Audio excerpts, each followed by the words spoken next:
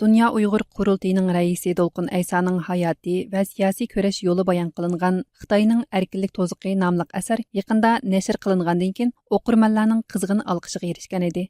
Әмма Xitoy josusluq torining bu asarni o'zlarining yangi tor josusligiga vosita qilib olganligi pash bo'lgandan keyin har sohaning kuchli diqqatini qo'zg'adi. Hozirgi zamon torida 6 sentabr e'lon qilingan bu vaqtdagi tafsiliy xabarda ko'rsatilishicha, tor bexatarligi mutaxassislari yaqinda Xitoyning Erkinlik Tozuqi nomli asarning PDF nusxasi shaklida tayyorlangan Android josusluq virusining torga qo'yib o'tilganligini, buning asosliq nishoni Xitoy territoriyasi tavasidagi Uyg'urlar ekanligini bayqagan. Maqolada ko'rsatilishicha, kitobning PDF shaklidagi muqovasi siyaqida tayyorlangan hujjatni chekib, uni ochgan hamon josusluq virusi shu kishining kompyuteriga o'rnashib, uchurlar, aloqa tizimligi, telefon xotirasi, borgan o'rinlar va xotirlangan ovoz qatorliqlarni yig'ishga boshlaydi ekan. Saybil tor bexatarlik shirkati bu vaqtda so'z qilib, navbatda Xitoy hukumati bilan Uyg'urlar o'rtasida avj elayotgan to'qinishning bir ifodasi hozir ashu kitobni yemchi qilgan holda o'tirg'a tashlangan josusluq virusida aks etmoqda. Bu kitobga qiziquvchilar tordagi bu qiltoqqa dasigan hamon josusluq virusi ularga hujumni boshlaydi degan.